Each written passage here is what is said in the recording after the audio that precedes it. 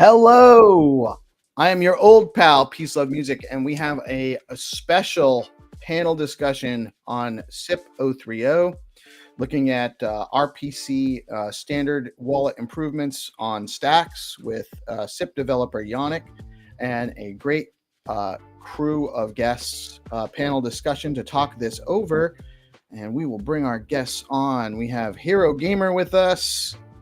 Jannik is the dev behind SIP-030. We have Kyran from Leather, Mike Jagdeo from the Syndicate, and we will soon be also joined by Gary Reiger once he's available. Welcome, gentlemen, to the show. How are you today, Hero? Yeah, pretty good. Amazing. In a new city, but great. Oh, where are you? I'm in Europe, in Portugal right now. Nice. That's a Bitcoin friendly location, as far as I understand. Yeah, I heard. Yeah. How long are you there? Just like 2 weeks. Oh, so just long enough to get in a little bit of trouble and then bounce. Good for you. Yes, exactly. Jannik, how are you today? Hello. I'm doing well. Good morning. Thank you for joining us today, and thank you for doing this. I think this is this kind of thing is really good for our community to get more awareness and more engaged in the SIP process and the general general innovation, thinking about what they want to see from stacks and how that all works on a technical side. So thank you so much for doing this today. Kyran, how are you? I'm very well, thank you. Yes, hello everybody. And Kyran's bringing us the wallet perspective from Leather. Thank you so much for joining us today. And Michael, sorry, I didn't mean to cut you off there. Michael, how are you, man? Peace. It's been a couple days. This is becoming a regular thing for you. I know. Very nice. I love it. I'm excited. So why don't we? I'm going to turn it over to Jannik. Why don't you give us a little bit of an overview of what this SIP is about, why you're after it. Also, just so people know, right in the top corner here, the QR code, you can scan that. That'll bring you into the GitHub discussion, what's going on with this SIP, and you can learn more about it directly there as well. But Jannik, please do give us a little bit of let us, what's going on with this? Why are we looking at this? What is the improvement aimed at? And all that stuff. Yeah, thank you. Yeah, I'll dive right in, but just wanted to say this has also been my first SIP experience, so a lot of this is new to me as well, going through all the editing stages now, getting reviews and working that in, so it's been a blast. But yeah, this is something that has been in the works for a long time. It's mainly due to how wallets and interacting with wallets from the web has evolved over time, and I'll get into a bit of the details in a second, but mainly we just want to make things better for developers here. We want to make it easier to allow people to build their stacks-enabled websites, but essentially the SIP can do a lot more than that. And to go into the motivation, I'll take a step back, because stacks has seen a lot of different eras. Right, we have now Nakamoto, but there's been a lot of transformations before that as well. And the way how websites connect with stacks wallets has sort of evolved over time, because in the beginning, Blockstack, as it was called then, worked a lot differently. And we built these systems called Connect and Auth. I wasn't a part of Hero back then, or Blockstack as it was still called. But there was a lot of additional steps we would have to take to do the same things that are now technically a lot simpler, but due to how these systems evolve, we have a lot of this legacy bloat left in code, right? And it's really hard, especially in blockchain ecosystems, to get rid of old code, right? Sometimes it's consensus breaking, sometimes we're just breaking backwards compatibility for a lot of people, and especially in decentralized and Web3 ecosystems, we want to avoid that as much as we can. but we have realized that it's been really difficult for web developers to integrate with these systems, especially compared to other blockchains. So we definitely want to approach this again and find a better way to do things on the web. And that's where this SIP comes in. We have designed a new spec, I would call it, or a standard if you want, to interact with wallets in an RPC fashion. If people know what RPC means, it's a remote protocol interface, basically. So you can call procedures if you want, but that's really not how it's used in most cases. It's really just interacting between one thing and another. We have RPC in Bitcoin, we have it in a lot of different blockchains, but here all RPC is, for the common listener, is we want to communicate from the website to the wallet and tell the wallet what to do. Of course, the wallet is still in charge of security, and you as a user can approve that request, but that's essentially all that's going on here. And this interface is what we want to improve today. And we've looked at a lot of existing standards and ways how to do things and sort of picked the best things that are out there, because we don't want to reinvent the wheel, right? We know how that goes. We'll be in the same boat in a couple of years. We want to see what's working and pick all the best pieces and integrate that into Stacks wallets. And yeah, before I dive in deeper, I'll give you some room for questions here if you want to go down a specific path, but I can also just jump in more specifics of the SIP. Sure. Well, I think just to, it stands for remote, what was it? Remote procedure call. But it is just basically a way for interacting with blockchain data through a wallet, essentially, is what an RPC, it's like a standard for doing that, if I understand correctly. Is that accurate? Yes. So yeah, technically it does stand for remote procedure call. Yeah, I don't like that term too much because it kind of reminds a lot of people of the Java style, run any code anywhere days, which can be very dangerous. But essentially, you're just asking another piece of tech. Let's say it's another computer, maybe it's in the cloud, maybe it's a different device, right? That's where the remote comes in. You're asking that piece of tech to do something for you. And that's really all you're doing. You're asking for it to call a procedure, but these interfaces have been designed in a way to be very safe, right? You are interacting with your Bitcoin node through RPC calls, and you can, in the same fashion, use a website to interact with RPC calls on a Chrome extension, on a phone. This could also be done via CLI to connect to some cloud instance. So it's really similar to what people now just think of an API. It's an interface how you can call or execute something on a different device, typically.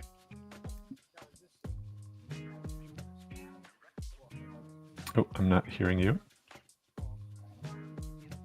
Sorry about that. Do the main Stacks wallets currently utilize RPC for their functionality?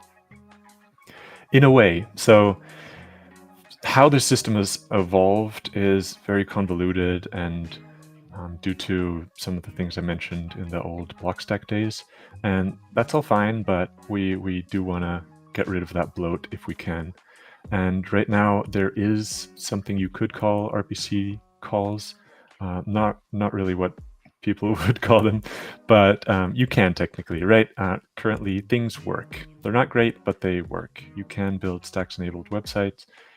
Typically, this is done through Stacks Connect, which is a library which uses Stacks auth under the hood.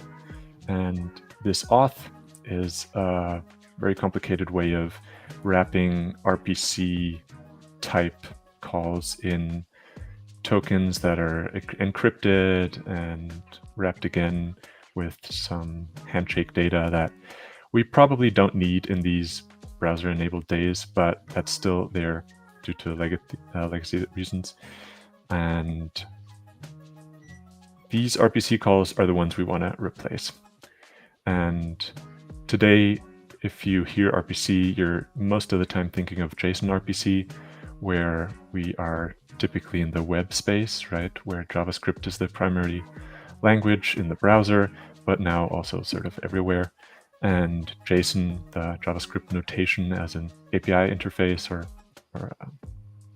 format, is the most common protocol we're sort of seeing out there.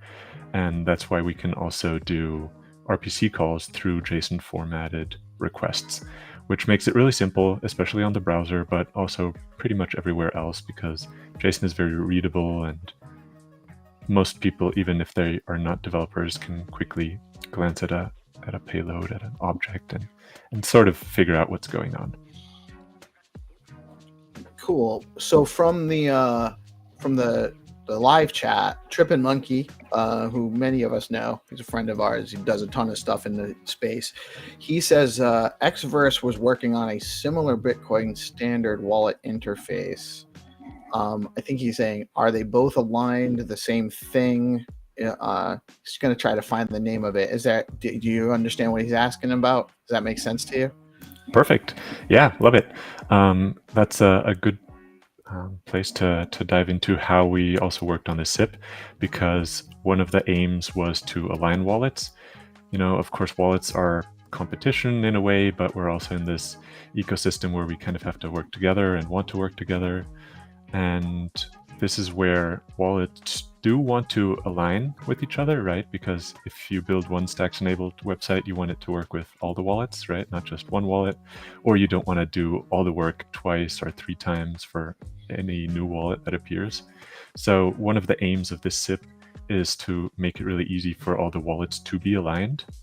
And we have seen a lot of attempts on that happening, but it's hard to get a community together. It takes time and it's very slow to get everyone involved. But Xverse and Leather as wallets, but also Asigna and a lot of other people and folks from the Stacks ecosystem have participated in creating this SIP. So this is definitely a cross-community, cross-ecosystem effort. And what you're currently seeing live in Xverse is largely inspired by the SIP already, right? The SIP doesn't have to be completely finalized before wallets are allowed to do anything. Xverse and Leather, they both have RPC interfaces now that are very close to this SIP, and hopefully we'll get all the wallets to 100% and very compatible with each other at some point. But this is how this SIP came to be, is through a community effort. Very cool. And that's so I guess my question is, and what is specifically going to be, what's the added functionality, or what is missing that this is going to address? I know that's probably a broad answer. No, it's great.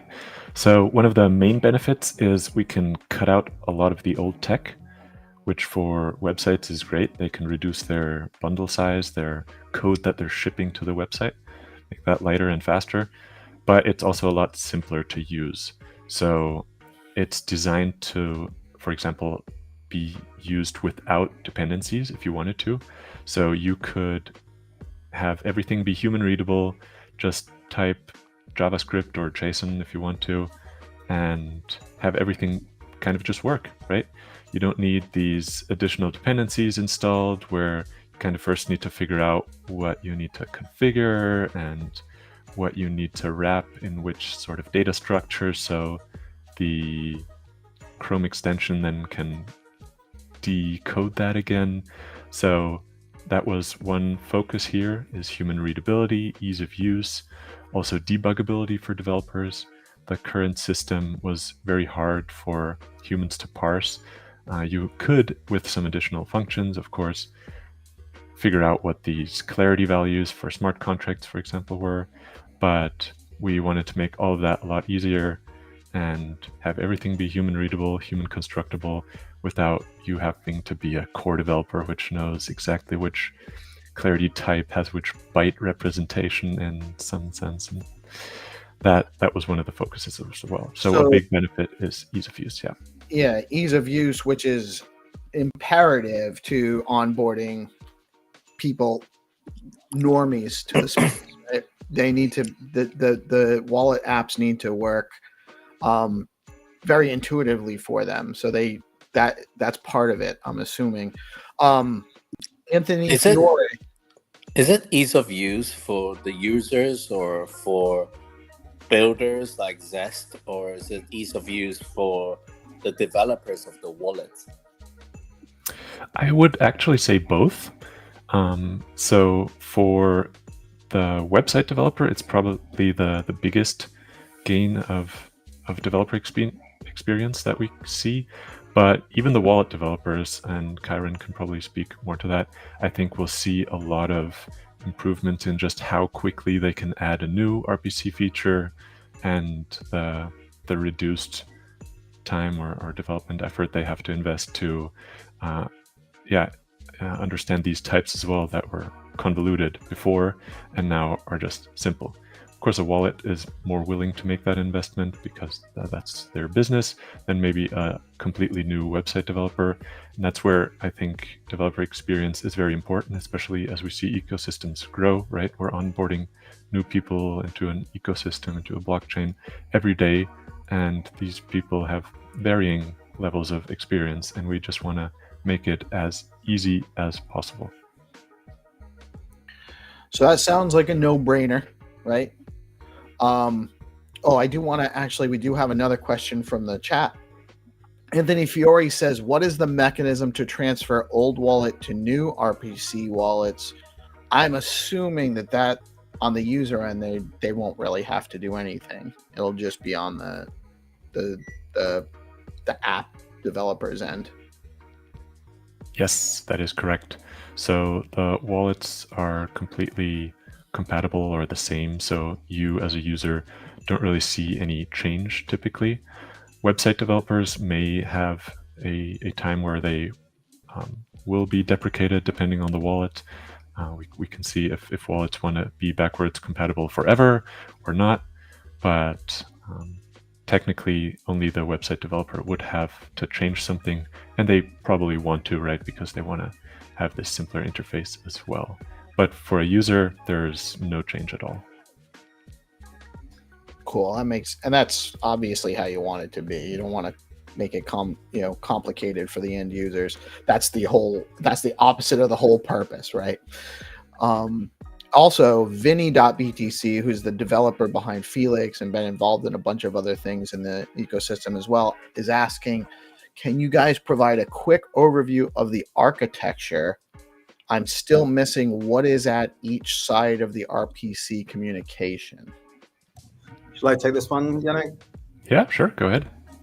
Sure, yeah. Hey, everyone, Kyran from another team here. So just to add a little bit of detail to what Jannik was talking about. So the part of the complexity with the sort of legacy we brought was from the Blockstack browser base, which where we had this Blockstack authenticator, which was web-based.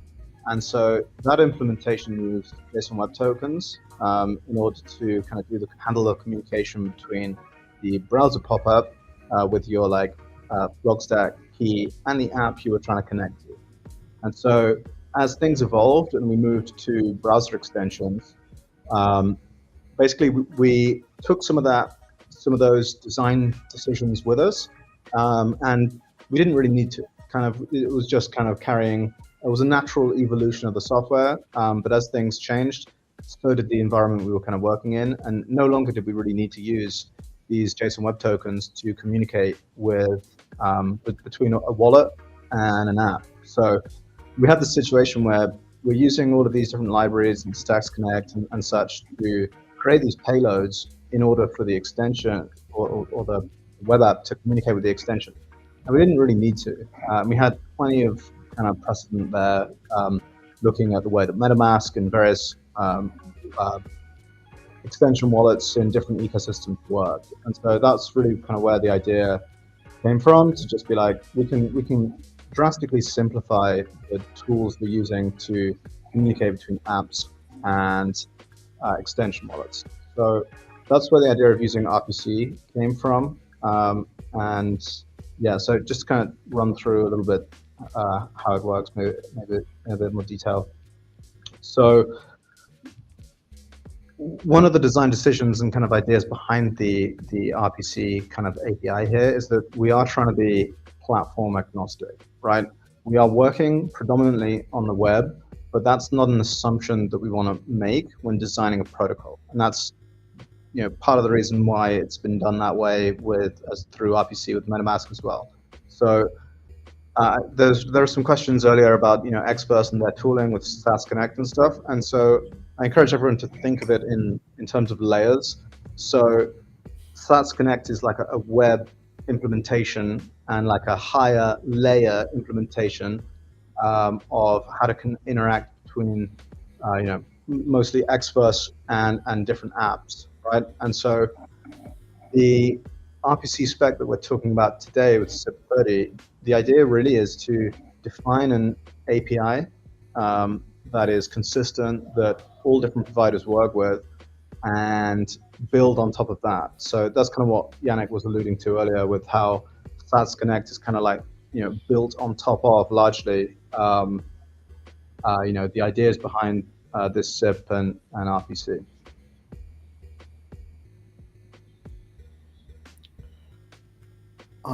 So Anthony Fiore's asking, he's got two questions here. One is, will the new RPC wallet allow you to relate to the Web 2 ecosystem? I suspect, I'll let you guys answer that. And then he's also asking, will new RPC wallet allow you to onboard fiat other than using centralized exchanges through direct using a bank account or some other way? Yeah. I mean, to both of these questions, I'd say it's kind of not a direct concern of the RPC API. What we're really trying to achieve here is by creating a sort of standard way of interacting with wallets. It's just easier for developers to come in and build with a wallet. And Jannik was making some really important points earlier about backwards compatibility, and that's kind of one of the biggest challenges that we kind of deal with. But we don't want someone that came to the ecosystem 12 months ago and built an app to all of a sudden like have that app break completely. That'd be very disheartening and all around just a negative thing for the ecosystem. So we want to move forward while not breaking things as much as possible. I think the proof is that on the web you have this kind of saying of like, don't break the web, right? And if you're designing the JavaScript language on the TC39 committee, like you really can't go around breaking the web, right? I think we don't want to break, Stacks wallets and apps. I think we have a little bit more wiggle room in terms of the decisions we make. But certainly, we want to be as deliberate and mindful as when introducing sort of breaking changes, and make it as easy for developers to kind of migrate from the kind of old way of doing things to the new way. So that's kind of like some of the discussions Jannik, I, and others are having. And just provide one example of how this RPC API makes the life of developers so much easier. So many of you might be familiar with Chrome DevTools, right? Just press Option Command I and you open up DevTools. You can inspect the DOM and console and the network panel and everything going on the web page, right? Previously, you would have needed to import a JWT sort of package and some wrapped npm packages just in order to construct the payload you need to send to a wallet, right? So already there you have some friction that is just a huge pain in the ass. You don't want to have to do that, and actually there's no real reason you would need to do that. So with the new way of doing things, and I'm talking specifically about kind of extension wallets here, the way that they work is they run a content script which on every web page, and it injects a JavaScript object to the window object on which there are several methods, right? And so a developer that's new to the ecosystem can just rock up, open up their local host, and the first step is, hey, I want to like get details about a user's wallet, right? What addresses do they have? so that you can present a balance and find various kind of public chain info based on their address. And in the new way of doing things, it's like one line of code, await window.leatherprovider.request, get addresses, enter, boom, and right away you've done everything you need to communicate with the wallet, and that will open up the pop-up and return all of the addresses. So yeah, just that feature alone removes a whole lot of friction for developers. Very cool. Michael, do you have I see your work. I've seen your wheels turn in a few times here, so I'm sure you have a few questions. Sorry. So I wrote this down a few times.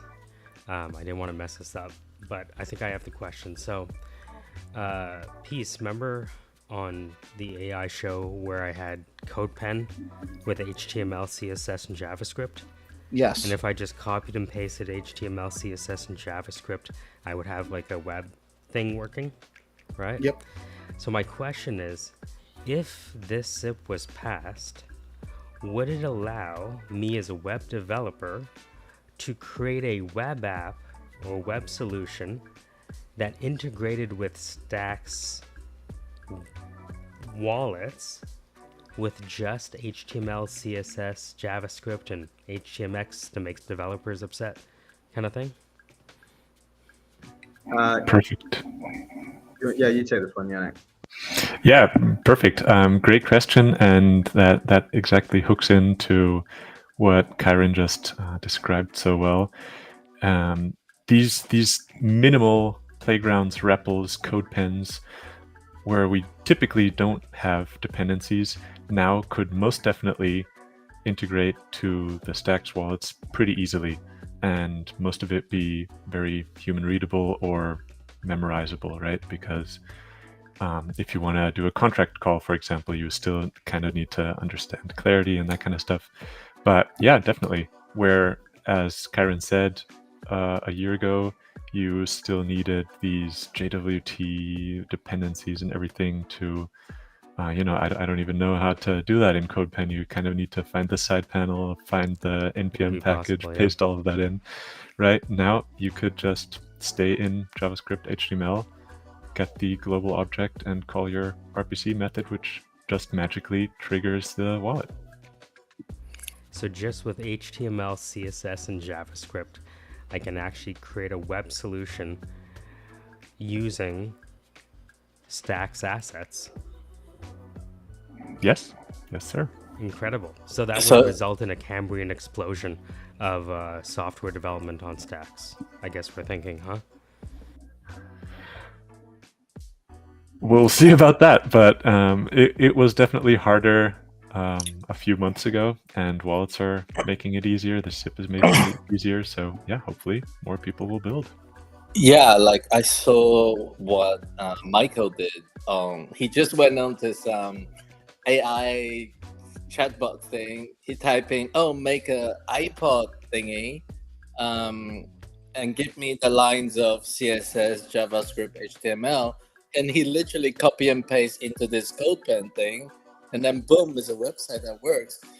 So if this can help with that, I think that sounds like we're gonna be able to experiment with Stacks calls, I guess, quicker.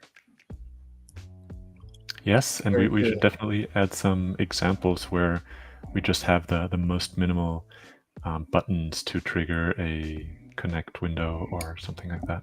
Sorry, Kyran, for cutting you off.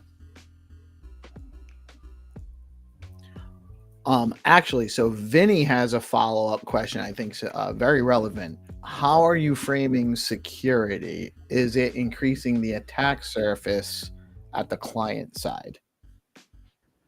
I can take this one. So I'd say it doesn't really make a big kind of security difference in this, in that some of the main ways that a malicious kind of actor might kind of sort of hack a website effectively, right? So in the case of something like a cross-site scripting attack, or a supply chain attack where an actor has managed to get some malicious code into a web app.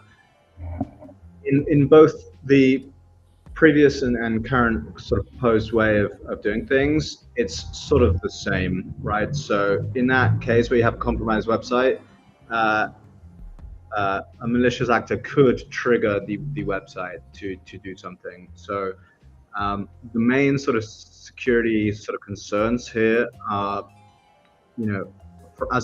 from the perspective of a wallet builder, it doesn't matter if a website is hacked or not. We have to kind of assume malicious intent at all times, make sure that any interactions that take place with the wallet are very explicitly clear. And so the whole design challenges that we face when apps trigger interactions with the wallet is indeed to just make sure what is happening. So what domain is triggering what action, and explaining to the user the outcome of their what will happen if they approve this transaction, right? So sometimes it's slightly lower stakes privacy things, like obviously you don't want to go giving away your Bitcoin address to anyone just without your permission, so users have to approve that. But if you did, it's a privacy issue, really, nothing more than that. Of course, when it comes to signing transactions, and actually recently there's been some difficulties in the Stacks ecosystem, some wallets being drained by malicious contracts because of post-condition allow mode. When an app initiates a Stacks transaction, we just need to be very clear, like this is what can happen, right? And so we have warnings in the wallet if post-condition allow mode is used or anything is happening, right? So it is down to the user ultimately to review a transaction and make sure that they are comfortable with it before proceeding.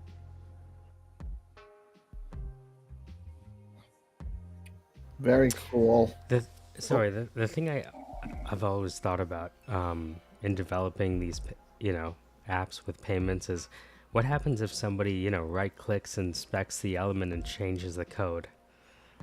Can you talk about how people might try to attack this and how you've mitigated it?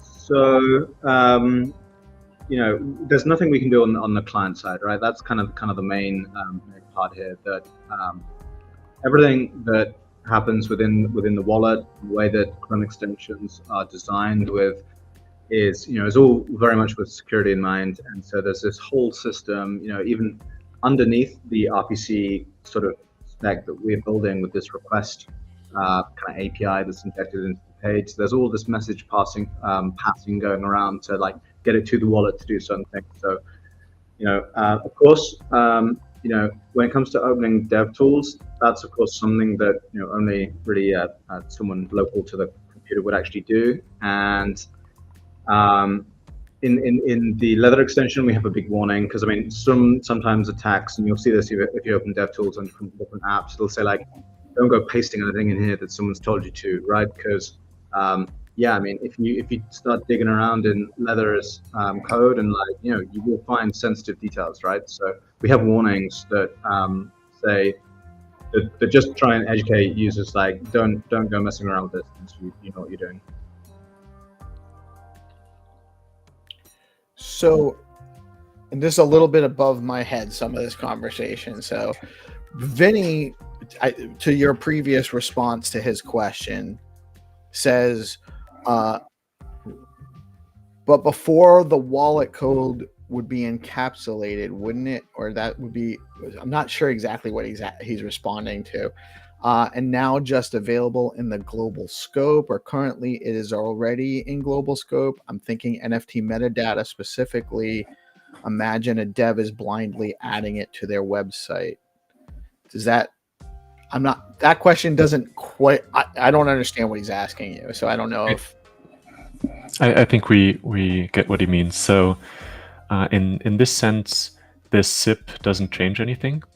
And to explain the encapsulation a bit more, the Chrome extension, which is the case we're talking about right now, is a sort of secure environment, but that Chrome extension can add some capabilities to the website you're viewing currently, right?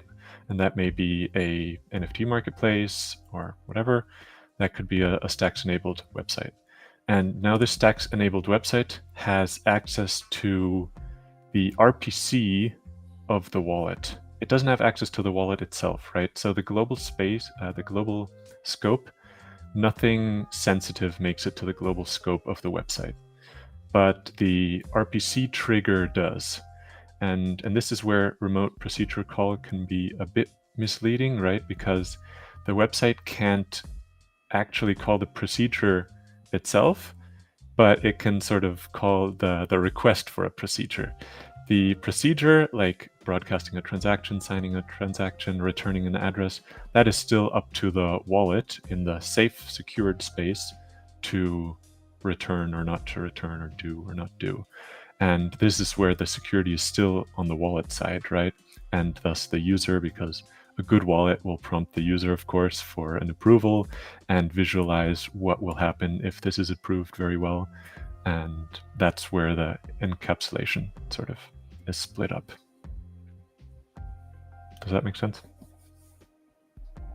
I think it does. It makes sense to me, although I don't know all of the working parts personally. So It sounds to me like there's two sides to the security. One is with like people like Leather, and the other is on the side of the developers. And the idea is to expose as little yet useful functionality without allowing for too much of an attack surface area. Exactly, and I'll just add one thing to that. So, the way it kind of works, and like part of this, a lot of these questions really are kind of digging into just how browser extensions themselves work. But like, when we have like all kinds of different filtering going on, right? That you can't just send any message to the wallet through the RPC, right? So you can try, but it'll go through this whole validation process of being like, is this a method we support? Okay, yes, it is. Are the parameters defined? Like, do they conform to the very specification that we support? And anything that doesn't will just get rejected immediately. So there's very little chance of, crafting a malicious kind of RPC payload to, trick the wallet in any way. Of course, you can pass a malicious conforming payload, but then it's kind of going back to what I was saying earlier, where we need to basically make it we need to add friction for the user to make it, difficult for them to do something that would be dangerous. So if I'm just trying to use an analogy in my head relating to how Bitcoin works, and Bitcoin has this consensus rules, and it has like a separate like standardness rules on top of it almost, and then you can like relax, or you can change the standard rules to allow or disallow like more than certain size transactions. So it sounds to me like, yeah, at the wallet, like is where the consensus kind of are, and you can't just do everything, but you can have like the standardness outside of it that tells you can attempt to make these transactions, but it doesn't mean attempt to make these calls, but doesn't mean you will get executed. Maybe. Yeah, I'm not quite sure I follow that strain of thought, but essentially, as Kyran said before, we, in a terms of website and wallet perspective, we have to design the whole process to assume the website is hacked or malicious, or the user mistyped the URL and it's not actually on NFT but NF something, and then that website could, or the hacked website could, RPC request anything, right? That could even just be a transfer for all the funds the user has to a different address that's not owned by the user. And that can happen, right? A good website can do that, a bad website can do that, but the security is still on you as a user and the wallet as a separate secure environment. So the wallet verifies that this is a request that it understands, right? It will only do what the wallet allows the user to do. And it also has that approval mechanism where the wallet will typically never do anything on the user's behalf without prompting the user, right? So, and that approval step is meant to be very transparent and show the user what's going to happen, right? In the future, we may even add simulation capabilities so wallets could simulate a transaction, show the user exactly what happened, and if the user likes it or doesn't like it, they can still decide to say, no, hey, I don't own this address. Why should I send my funds there? Deny or decline. And that security is separate from the environment that we can assume might be hacked, like the website. Is it possible for developers, like myself and other team members, to start testing? Or what's the kind of roadmap for that? Because I'd love to start building with it. Yeah, I would say both Xverse and Leather have parts of this SIP already live, either through Sats Connect or their providers directly. And yeah, you can check, for example, the Leather docs. I think not all of the methods defined by this SIP are out there, but most of the important ones are. So you can actually check out the wallet docs, and very good to play around. So we have a question from Zombie3D. He's one of the Bitcoin Live show hosts. He actually hosts a show every other week on Sundays. And he says, if Dev makes a site interacting with iframes, the iframes can be redirected without notice over DNS, which will change the site. So if your wallet sniffs for iframes and prompts user could help. And he had asked something about iframes earlier. Does that question make sense to you guys? Yeah, that makes sense. So the iframe issue is related, I guess, since we can, similarly how we can assume a website could be hacked, we can also assume it could have a malicious iframe. So in that sense, this doesn't change anything. But additionally, the browsers typically have very good restrictions around iframes. So they will allow some interaction, but an iframe typically doesn't have exactly the same access to the scope as the website does. If I'm not wrong there, Kyran, correct me if I'm wrong. There is actually, I think it does actually. So there's a ability to in the manifest JSON file, you can, I think there's an allow frames true false option. I think we have it enabled such that iframes are able to access the global scope, because there is some developer tooling that works with iframes. So I forget if it's like JS Fiddle or one of these websites, or a lot of them sort of work with iframes. So if you want to build a little demo that has a button, that you can click to interact with the wallet, you need that option enabled. But it's the same deal that there's no kind of real risk in that. The user can still check what's going on. I have a question related to this iframe thing, because you guys understand why he's asking about the iframe, right? It's like portable payments wherever you go, added to any website without any code, right? Peace, you mind if I share my screen for 2 seconds? No, go ahead. Just for to kind of wrap this into potential use case. All right, Here we go. Let me know if you can see my screen. You're up. All right, so you guys can see this? Yes. All right, Yes. So this is OpenBB, endeavoring to be the Open Bloomberg, right? This is the terminal for people who don't have 25 grand a month or whatever it charges. Your news and your updates, and there's the Stack ecosystem right there, and an iPod to play some music and all of this stuff. And the idea is that I think what they want to do is go here, add the iframe, and allow someone to make a small, DEX and add it right into this. Is that possible, given what you're building? to just iframe in the ability to buy equities based on this chart right here by iframing in the solution? That'd be amazing.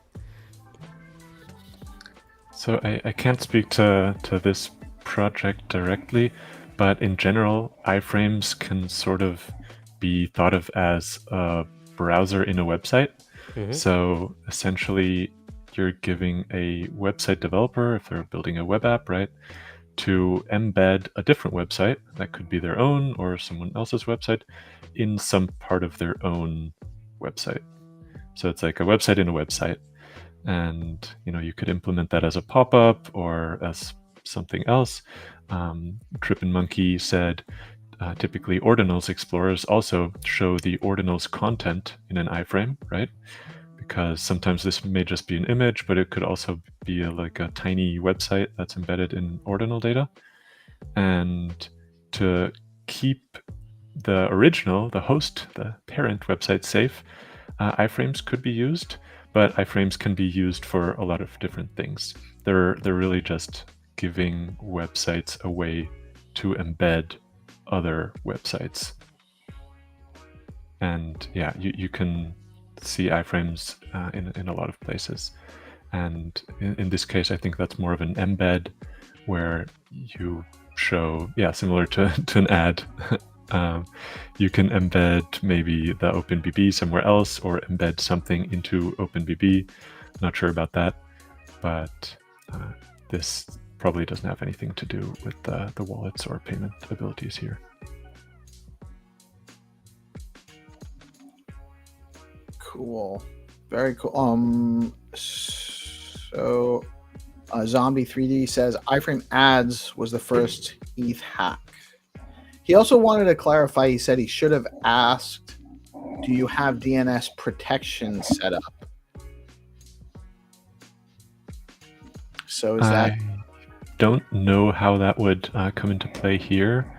So that might be for an iframe where the website content might be targeted as an attack, but I'm not sure. So this would, if at all, be something that web developers that are using iframes in some way would have to consider, but not a concern of the wallet or this SIP. Okay. Gary, I haven't heard from you. I suspect you're probably working on Gated while we're doing this, and I appreciate you joining us to get to know you. Right.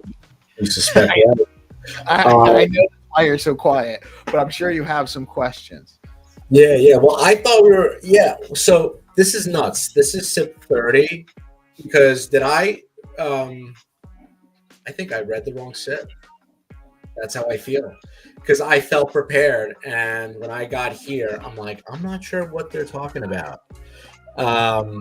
So I will have to actually spend some time and read this. So I voted up for something else again. I might have voted on the same SIP. SIP-29. Yeah, there's been a lot of development on stack SIPs lately. We just passed SIP-8, which I might have voted on SIP-29 as well. I don't know why they let it go through, because I don't remember it bouncing back.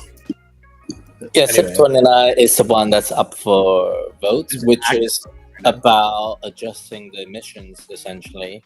So that's more of a community SIP. So just to put a bit of context around it, like we generally only vote on consensus breaking SIPs, and like this wallet standard isn't it's a standard SIP, which is a non-consensus breaking one.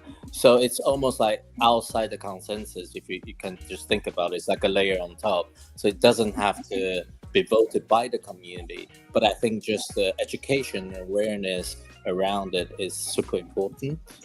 So we can still learn about it, talk about it, but we won't have to vote on it on the ST.eco website. That's perfect. I mean, this is going to be like my first lesson then,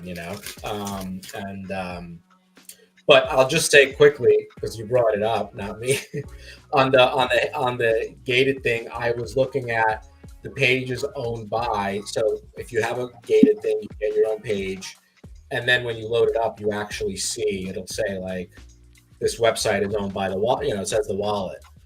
But now I'm going to just add a transaction, so a link to the Explorer. So if anybody actually wants to like have proof that that page is owned by someone, it'll actually show them on the Explorer. So I'm kind of just linking that up now. But anyway, so that's kind of was, I guess that'll be done like after this.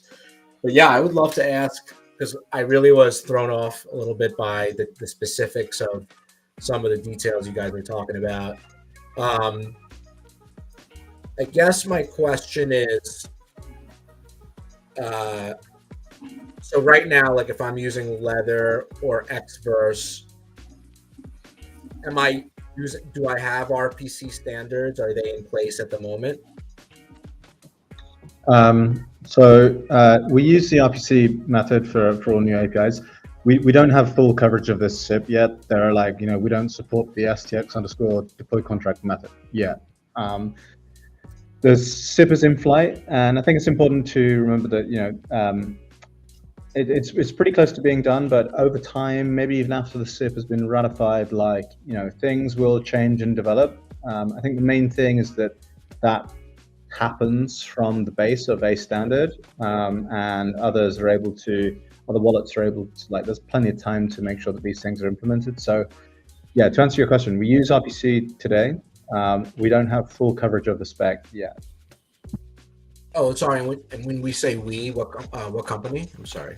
Kyran from Leather speaking here. So. Oh, Leather. Oh, hi. Leather wallet. Got it. Okay. So essentially, and this is sort of like making sure that it becomes sort of the go-to security standard, right? More or less. It's not so much for security; it's more like just wallet interaction standard. So it's one of those things. Like if Xverse implements this standard as well, which I very much believe they intend to. Like we want app developers to come into the ecosystem, build an app, and just be like, agnostic provider .request, and it just work. Whether the user has, it should kind of be like the idea is for this to be wallet agnostic. And right now. The situation is it's not. Like there are differences between wallet providers, and that makes things complicated and difficult for app developers. So by having the standard, it helps kind of all wallets basically. And so now, I guess last question: if I'm using any of the wallets today, what part of that am I experiencing RPC being at any point myself? Yeah, for sure. So when you, anytime you see the pop-up open, that's pretty much like an RPC call has been fired. So it's all about just designing this API surface through which app developers can interact with wallets. And it could well be that some wallets want to go in one direction and build something that we actively choose not to support. But I think there is a base level of functionality that's expected from all wallets, and we just want that to be as similar as possible because that improves developer experience enormously. It sounds good. Awesome. Oh, we have a couple more from the chat, and I want to be respectful of everyone's time. We are pushing up a little over an hour from the original start time. We got a little bit late, and I'm happy to go as long as our guests want to go, but I also want to be respectful of everybody's time. We've covered a lot here, but just the last couple of things here. Vinny says, I'm guessing devs might need to update at Stacks Connect and maybe migrate some code. If yes, you have some ideas. Do you have some ideas in the scope of the changes? For Stacks Connect, we will keep those minimal. So ideally, we can keep the interface exactly the same, unless we find some other great improvements, and have all the RPC methods under the hood use the new method. And that would even, just in Stacks Connect, allow us to drop a whole dependency package, which would, I think, more than half the size of the Connect package.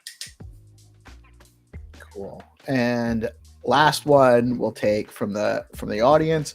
Trip and Monkey says, I've heard issues with the wallet deriving addresses differently. heard of issues with wallets deriving addresses differently and it causing problems for app developers. Does this address that issue too?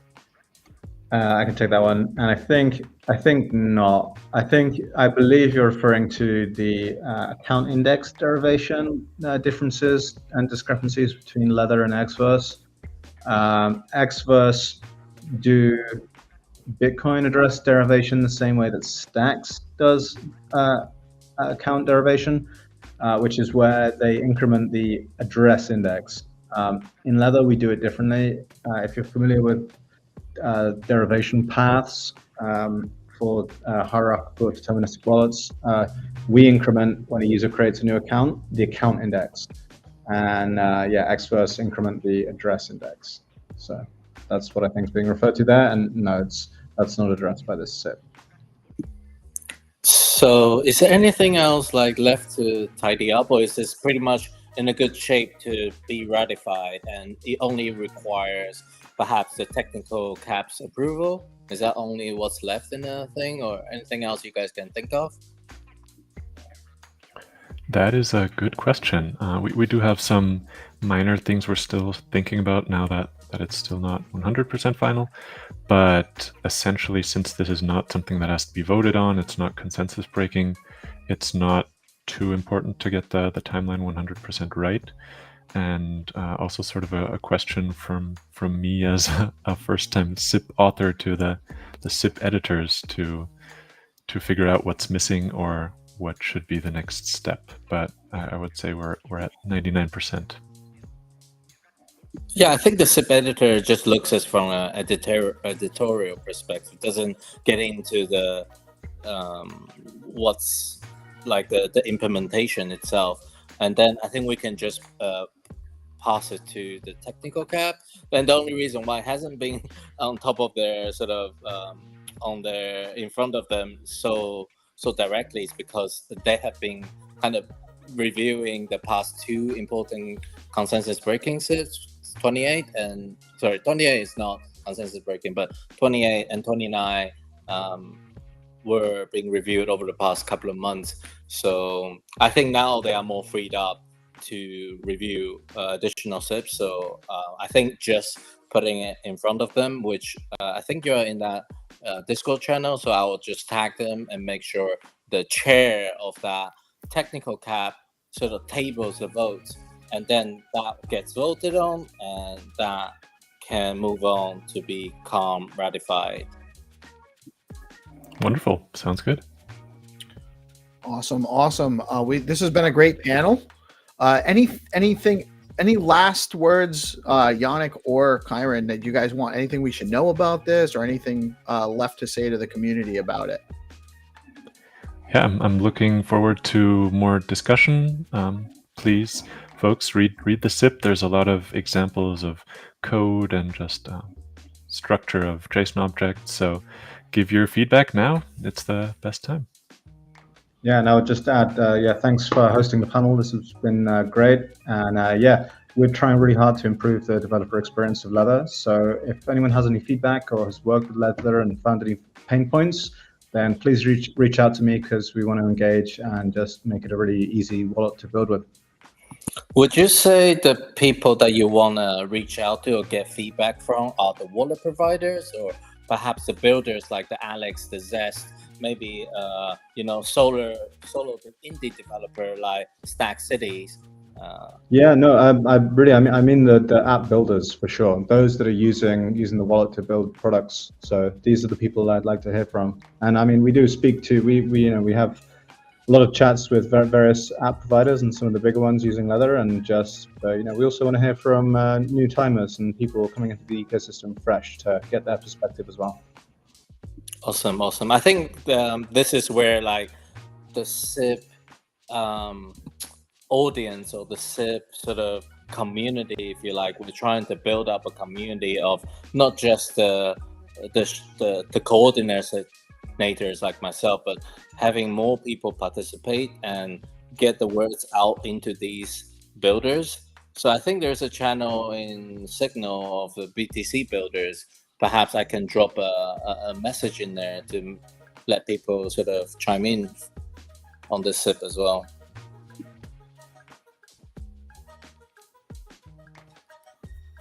That's yeah, I'm sure that would be very helpful. We definitely need to get more involvement in the conversation, and I thank you guys so much for doing this. We're trying to do this more for all of the SIP stuff. Obviously, we also have the SIP calls every Friday at 11 a.m. We're trying to get, and we are getting a lot more community engagement in that, by way of having an innovation piece where people can come and just talk about things they'd like to see from Stacks. And I think these kind of panel discussions in this format where people can engage, and we thank you so much for the audience that did engage with us. We got a lot of great questions from our community. I think this was great. It definitely brings more awareness to some of the technical things that are being developed and helps people see, with Michael here coming up with ideas on the spot on how this is going to be implemented on his side. And just really appreciate all of the both Jannik and Kyran coming out today to share this with us, and our panelists. Hero, obviously, big shout out to Hero, because this whole thing doesn't happen without him putting it together. So thank you, Hero, for coming up with the idea to do these and for helping us organize and put them together. I think this is a tremendous value add to the community on all sides. The users, the developers, the builders, and then the top brass as well to see what's going on. And thank you, Michael and Gary, for participating as well. It helps round out the discussion, bringing different perspectives. So really, really appreciate everyone's involvement today. I think we're going to wrap it up. This has been great, and we'll be happy to have you guys come on again and talk more about it if you need to, and or host a Spaces event if that's a better format to reach some people, or whatever you guys need from us. We're always happy to help facilitate from DeOrganized with Bitcoin Live. And with that, I think we're going to wrap it up. Thank you guys so much for coming today. Thank you so much for hosting. Thank you. My pleasure doing this. I really do. And I really appreciate you guys giving us your time today, and sharing your knowledge and your perspectives. Very, very much appreciated. I'm going to drop everyone out and wrap up the show. Thank you all for tuning in. I am PeaceLoveMusic. We are DeOrganized Media, bringing you news and event coverage of what's going on in Stacks and the broader Bitcoin ecosystem on DeOrganized in partnership with Bitcoin Live Decentralized Broadcasting. Tune in soon. We got a great show coming up with Good Kitty at noon, and another one at 1:30, the DeOrganized Spotlight. We're going to be talking to Dotlocker, the artist Vesa, and Reese Swanepoel, OG in the Stacks ecosystem. Can't wait to talk to all of them. We'll be back at you soon. Peace out.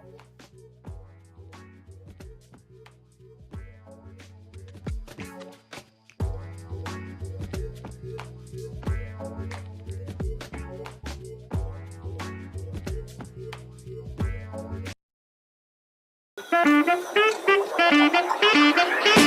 you.